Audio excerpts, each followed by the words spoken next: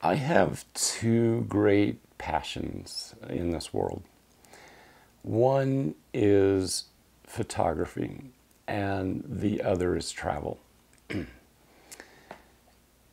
When I discovered that I could marry the two, travel and photography, it was a match made in heaven, because then I could go around photographing all these great places in all of these great lands that I had always dreamed of visiting.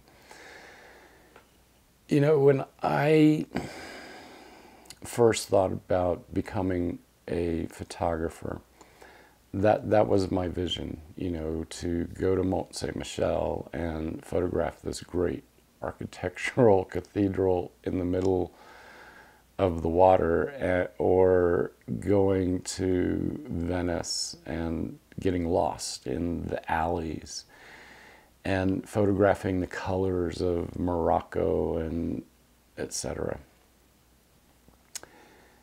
Never in my wildest dreams did I think that photography could affect me, put me in situations where I would meet people who would cause me to look at myself and learn more about myself and really change my life.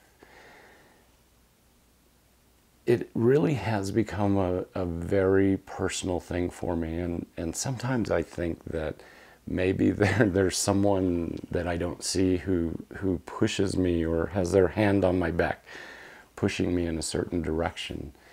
So I do come across some of these people that I do. I think the first real true experience that opened my eyes would have been in Morocco, in Marrakesh. And I was in the Medina and really not enjoying it because there was so much chaos, and what I had envisioned in my head wasn't happening in front of me. And out of nowhere, this man stopped me and he says, "Are you okay?" And I said, "Well, yeah, why do you ask?" He says, "Well, you don't look very happy." And I said, "Well, I'm not. There's too much chaos here, and it's driving me crazy. And I just want to leave." And he looked at me, and with this look, he's surprised, and he says, takes a hold of my arm and says, asks me, what is your name? And I tell him. And with this great big smile, he says, "Okay, how long are you in Marrakesh?" So I told him, and he says, "Where are you staying?" And I told him the name of the hotel. I don't know why I did that. And he says, "Okay, I'm coming for you tomorrow at 8 a.m. And I said, "Well, no, you're not." He says, yes, I'll come at 8 a.m. And I said, "No." He says, "Well, why not?" And I said, "That's too early." And so he then says, okay, what time?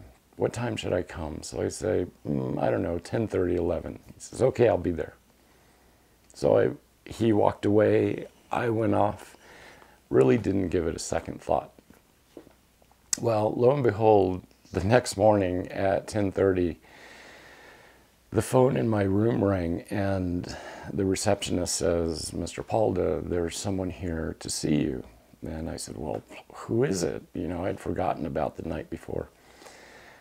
And he said, "Well, his name is Hakeem." And I said, "Well, I don't remember anyone named Hakeem."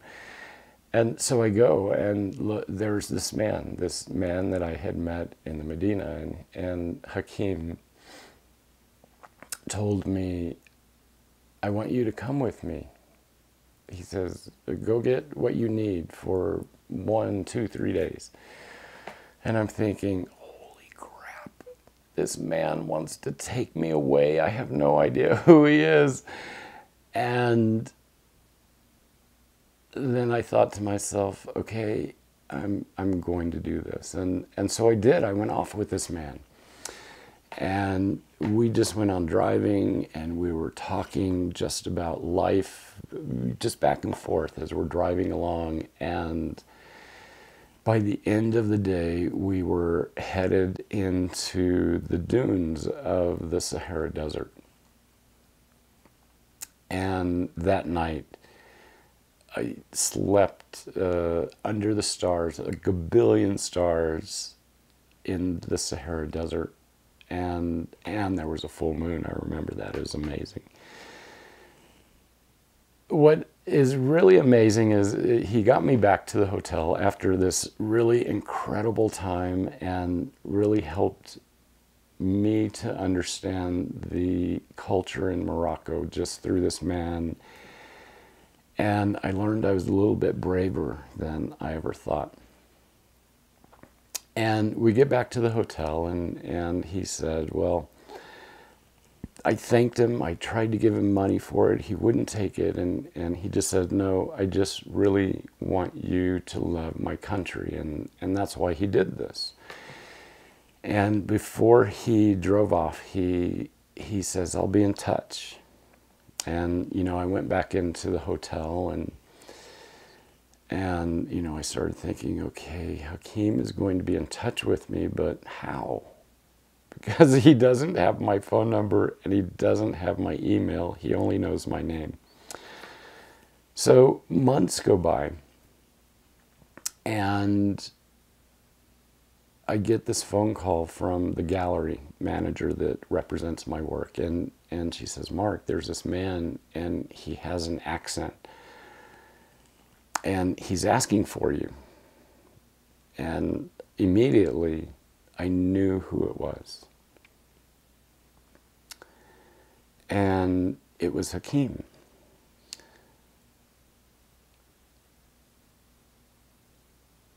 And so you really never know when you're traveling who you're going to meet.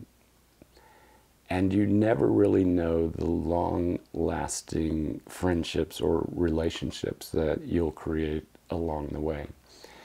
Now, it turned out maybe a year or two later after, I think it was 2 years after meeting Hakeem, he calls me. I'm in Texas, he's in Marrakesh, and he says, Mark, I have this great idea for you. And I said, oh my God, what is it? He says, I want you to come back to Morocco and I want you to go with me. We're going to walk on a trail that has been traveled for thousands of years with a nomadic tribe, Berber nomads. And it took me about 10 seconds to say, yes, I'll be there. Tell me what day, I'll be there. And that's a whole other story of learning about myself and learning about this culture and the simplicity of life and looking at their way of life and looking back at us in the Western world, thinking how much we really do complicate things. Now, photography, depending on what type of photography you do, you know, if you do food photography, you might not have this sort of experience that I've had as a travel photographer. You know, I've had a very spiritual experience in Bhutan, and again, I made friendships with people that will last a lifetime. And not being a Buddhist myself, I learned so much about Buddhism and, again, the simplicity of life. And on a whim once, I traveled to Bali, which I love. I absolutely love Bali. And the reason that I do, it's a beautiful tropical island. There are a lot of beautiful tropical islands in this world, but it's the people. And this young man, Gide, whom I met in his village during a full moon ceremony.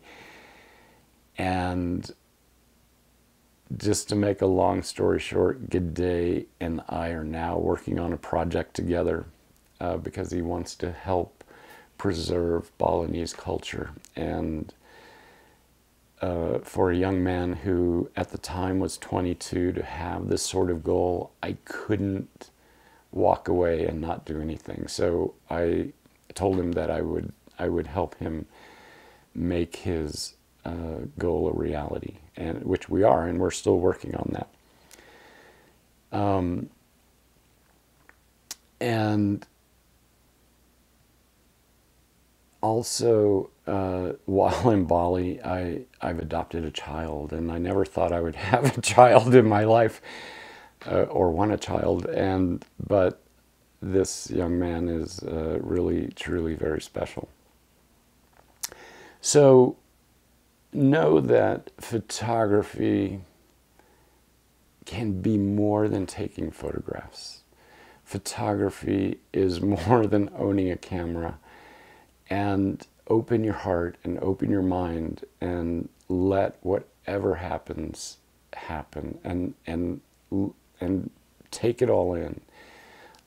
Photography really can be an education for you.